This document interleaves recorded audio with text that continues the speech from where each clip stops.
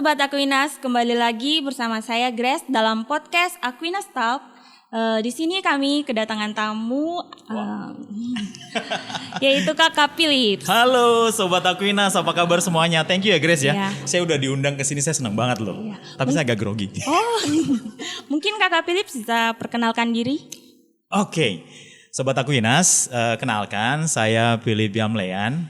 Saya kebetulan kalau aslinya tuh dari Sorong, cuma saya bermigrasi ke Manokwari dan sekarang ada di Paroki Santo Thomas Aquinas Amban gitu, Grace. Oh iya. Ya. Berarti Kakak dari Keuskupan Manokwari Sorong, tepatnya di paroki yang ada di Sorong. Ya, di Sorong di Paroki Emmaus ya. Ya. Tapi kalau saya lihat Kakak sering aktif ya di gereja sini, meskipun bukan umat sini ya.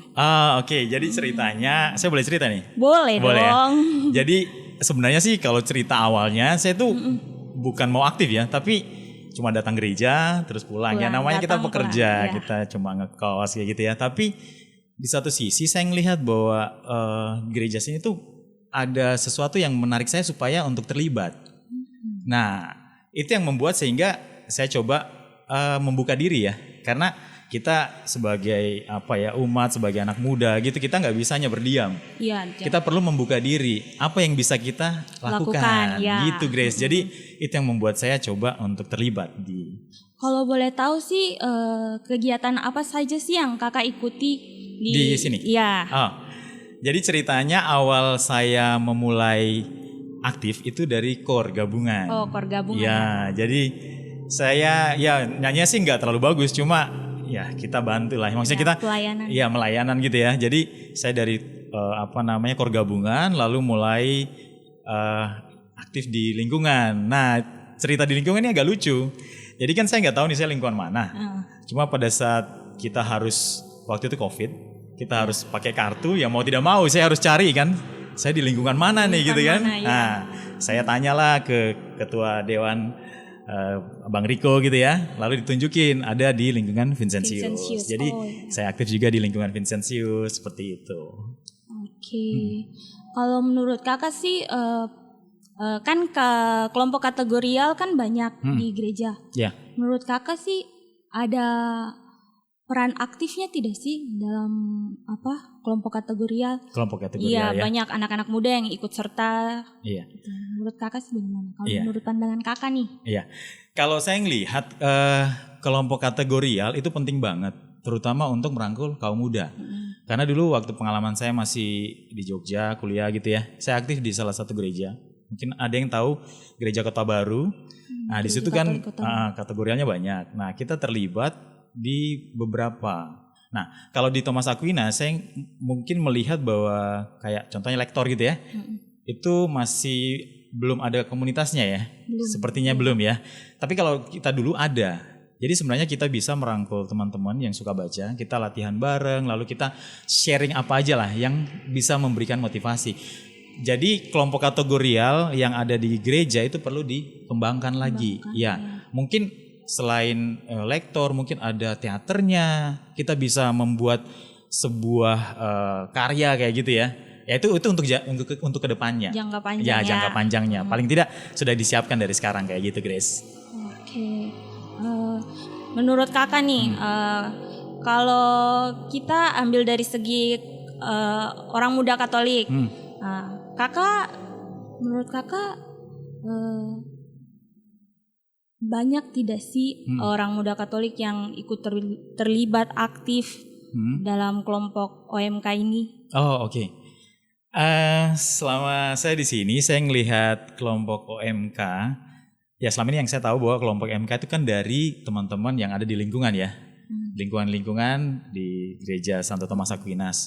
Nah, saya belum melihat peran dari teman-teman ini. Saya juga ya mohon maaf ya, saya bukan asli dari sini. Jadi yang saya lihat seperti itu. Maaf kalau saya salah ya, Sobat Aquinas.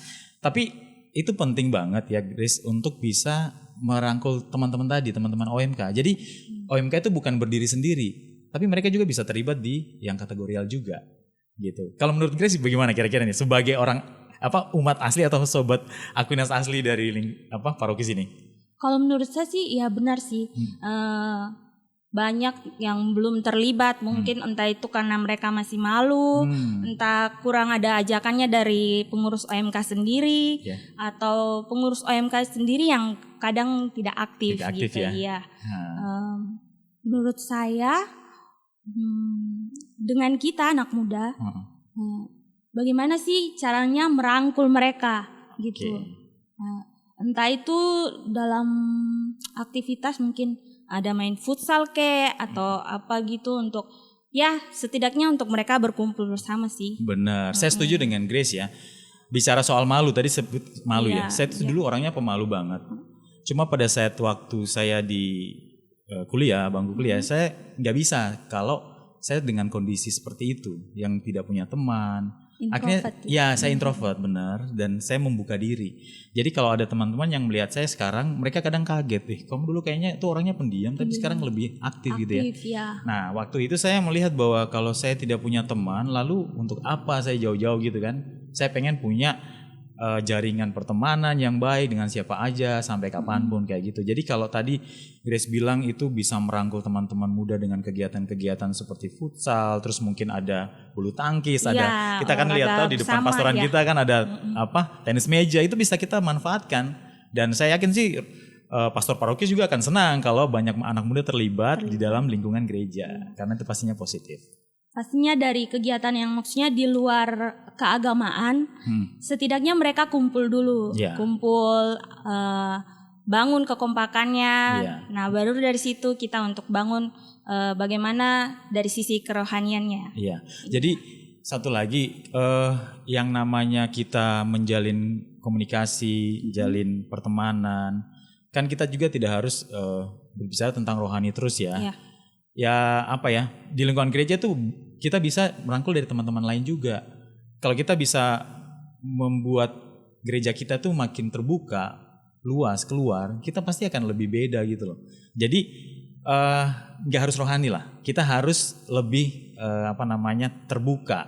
Jadi dengan siapa aja, kumpulnya pun tidak harus yang dibahas rohani gitu kan. Karena hal-hal yang lebih kekinian gitu kadang juga disukai oleh anak muda. Nah dari situ baru kita nanti bisa masukkan yang sifatnya rohani gitu Grace. Mungkin kakak bisa kasih beberapa tips nih biar banyak anak muda yang ikut bergabung di kegiatan gereja. Pertama ya, jadi kalau pengalaman pribadi saya ini, pertama anak muda itu harus terbuka dulu. Mereka harus terbuka, dari pribadinya harus terbuka, mau menerima teman yang datang, yang bersahabat gitu ya, terutama teman-teman di dalam gereja kita. Lalu yang kedua, kita perlu menyapa juga, karena kita kan ngomong-ngomong ada orang yang malu untuk menyapa kita gitu ya. Nah kita perlu untuk sapa mereka, jadi kita jangan tertutup gitu.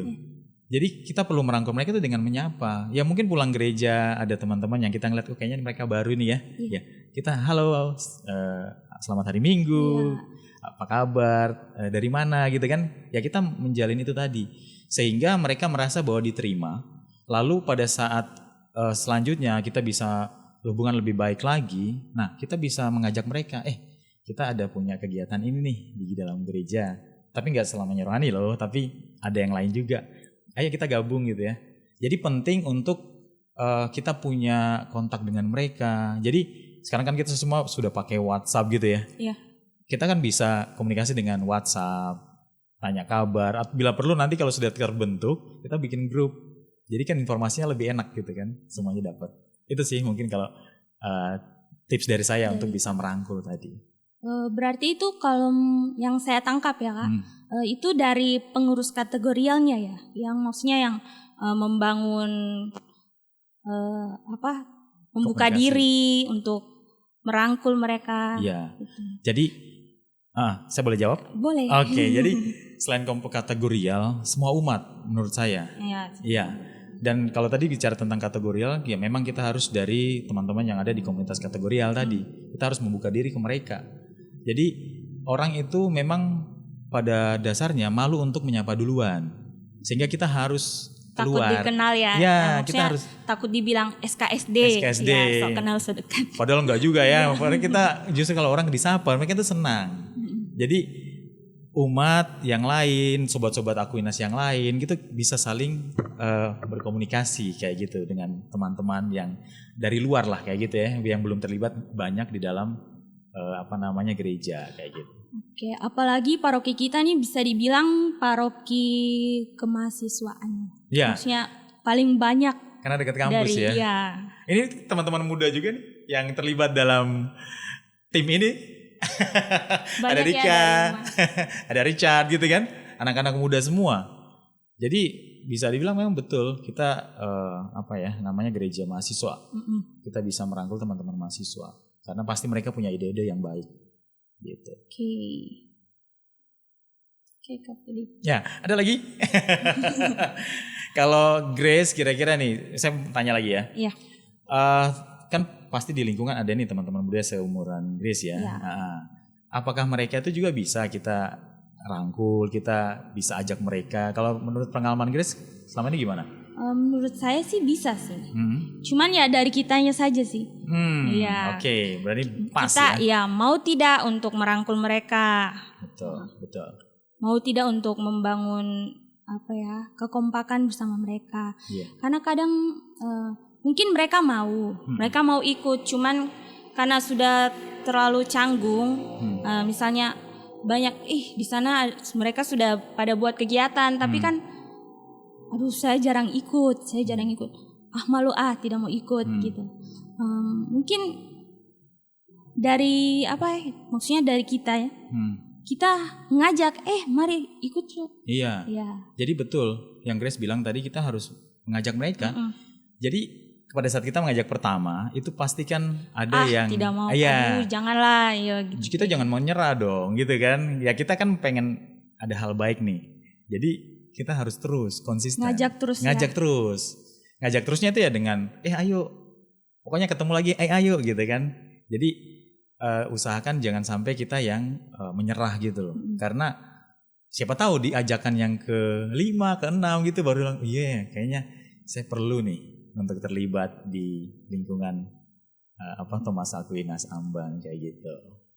Tapi banyak juga sih Kak yang saya lihatnya di awal-awal mereka sangat aktif. Oh gitu? Iya, di awal mereka sangat aktif, ikut kegiatan sana sini.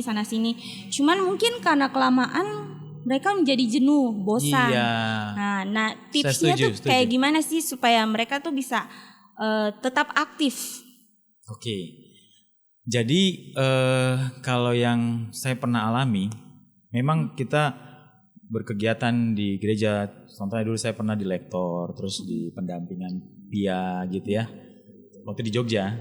Nah terus ada kebosanan-kebosanan itu. Iya. Cuma di luar kegiatan itu kita punya juga sesi untuk kita ngumpul bareng, kita ngopi bareng atau ngeteh bareng kayak gitu ya. Kita tanya suka dukanya apa. Sharing season gitu ya. Sharing. Jadi tidak selamanya kita tugas, kita mendampingi, tidak, tapi kita ada sesi yang kita ngobrol kayak gini juga. Jadi sambil ngopi, sambil makan gorengan kayak gitu ya. Kita tanya, gimana kira-kira kamu ada yang ngerasa kurang? Mungkin yang kita bisa perbaiki bareng-bareng. Jadi tidak selamanya kita aktif itu hanya untuk melakukan tugas-tugas. Tugas pelayanan. Iya. Gitu ya. Karena kita perlu hal lain. Ya mungkin kalau ada teman-teman yang bilang kita jalan-jalan ke pantai boleh, kita kemana gitu ya. Tapi sebenarnya sih kalau di luar itu yang tidak mungkin memakan biaya, kita kumpul aja di sisi gereja atau di pastoran. Tapi kita berbicara hal lain, kita sharing ke hal-hal lain. Ya mungkin jenuh itu apa. Kita bisa minta masukan juga dari pastor paroki kan, dari orang-orang tua kita di Thomas Aquinas ini, apa yang bisa membuat kita tetap semangat gitu ya sebagai anak muda berkarya supaya gereja ini akan berkembang terus. Apalagi kan anak muda itu sebagai penerus ya. Iya, bener banget. Gereja kaum muda pasti nanti akan beda. Yang penting kita mau terlibat, mau berkolaborasi.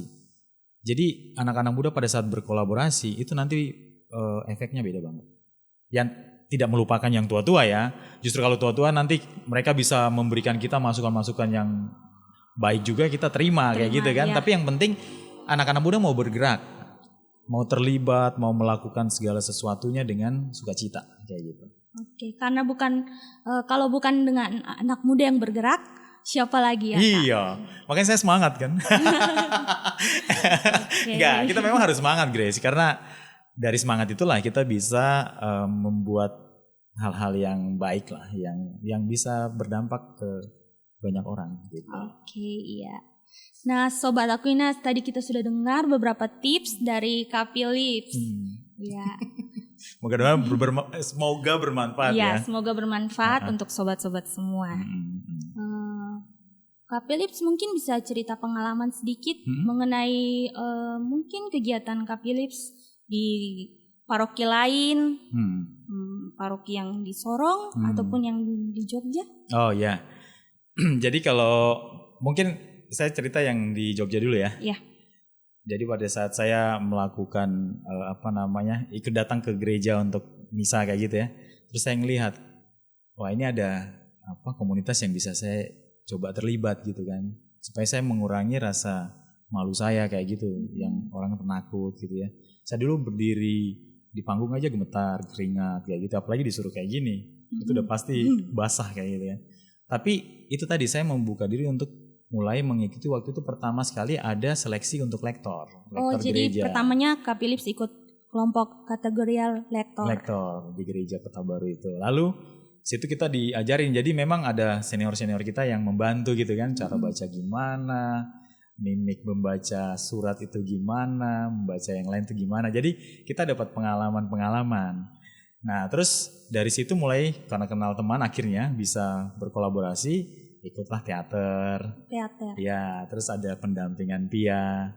Terus ada dulu namanya Patemon, paguyuban TV Monitor ya. Mereka yang biasa syuting misa gitu kan. Cuma saya waktu itu cuma terlibat sebagai teman aja. Saya tidak masuk dalam situ, tapi ya tidak terlibat langsung, cuma karena saya punya teman-teman di situ ya kita sering ngobrol bareng. Lalu sering berjalannya waktu ya akhirnya kenal dengan segala macam orang gitu kan, dan punya teman di mana-mana. Jadi itu yang membuat saya akhirnya berubah menjadi dulu yang introvert, saya sekarang lebih bisa berani bisa lebih keluar gitu ya, membuka diri. Nah, terus kalau waktu itu di Sorong, kebetulan gereja saya di Emmaus itu memang tidak terlalu banyak komunitas kategorial. Jadi memang sangat sedikit sekali untuk keterlibatannya ya. Tapi ya mudah-mudahan sekarang sudah ada gereja barunya, dia bisa lebih berkembang lagi. Dan setelah itu ya karena saya berpindah tugas untuk pekerjaan, akhirnya saya di sini. Nah, terus ngomong-ngomong, kenapa saya suka di sini gitu ya? Jadi pada saat saya misa di sini, melihat gerejanya terbuka, terus khotbah-khotbah pastornya juga, kok saya flashback lagi seperti waktu di Kota Baru, yang membuat saya jadi enak nih, kayaknya kembali ke zaman itu kan, jadi saya nyaman. Nah, cuma pada saat nyaman itu saya belum terlibat tadi tuh. Belum terlibat kelompok kategorial ya? Belum kan. Tapi karena pas ada juga pengumuman bahwa ini ada mau pergabungan, akhirnya saya coba lagi deh untuk bisa terlibat lagi kan. Dan tadi kembali yang saya cerita kalau pada saat saya belum aktif di lingkungan, tapi karena harus punya kartu dulu, harus masuk gereja pakai kartu, ya mau gak mau gitu ya. Akhirnya saya juga bergabung di lingkungan Vincentius gitu. Oke. Berarti Kak Philips sendiri sudah bergabung di kelompok kategorial Paroki Santo Thomas Aquinas itu sejak tahun? Kayaknya 2021 kalau nggak salah. 2021. Zaman COVID. Iya benar, zaman COVID. Sudah lumayan lama ya Kak? Iya, lama sih. Enggak sih, enggak. Lama apa enggak ya? Kira-kira? Kalau suka dukanya Kak? Sebenarnya gini, kalau suka dukanya saya tuh sebenarnya tidak terlalu mikir yang dukanya ya. Karena saya pengen ya hari-hari saya tuh tetap happy, sukacita gitu ya. Jadi sebenarnya kan ya kita namanya berkomunitas, pasti kadang hal-hal yang ya mungkin kita ada yang gak disukai, kita ada yang gitu ya. Tapi saya tidak terlalu mikir itu. Intinya saya mau berteman dengan siapa aja. Jadi kalau ada selentingan-selentingan atau apa gitu saya nggak terlalu peduli gitu loh. Jadi nggak ada dukanya kalau gitu.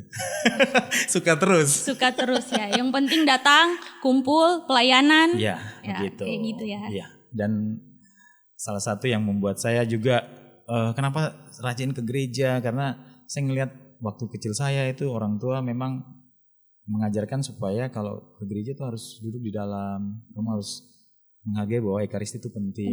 Iya. Jadi saya sebisa mungkin ya datang, masih bisa ada tempat di dalam, saya di dalam gitu. Ya memang sih agak telat-telat ya, biasa kadang tinggal 5 menit atau 10 menit gitu ya.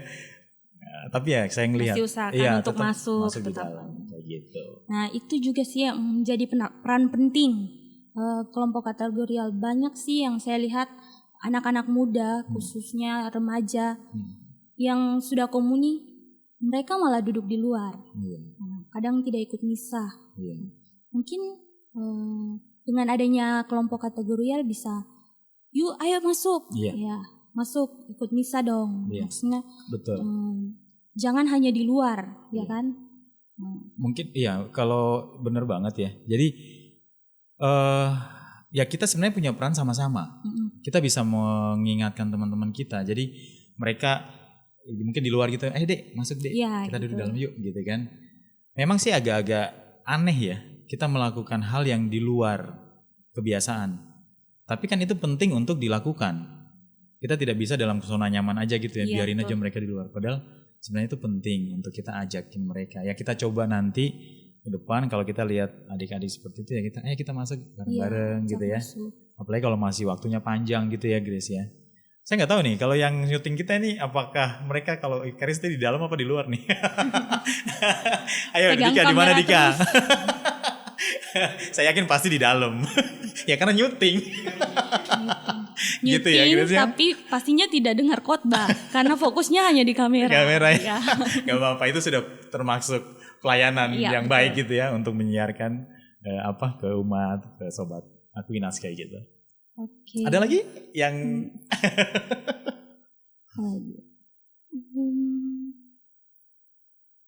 gimana? Kalau Grace kan sudah lama di sini tuh ya. Iya. Saya nggak tahu apakah ada rencana untuk keluar kayak gitu ya, ke tempat mana gitu ya. Kira-kira kan sudah aktif di gereja. Kalau nanti seumpama keluar, entah mungkin ya suatu saat kita nggak tahu ya.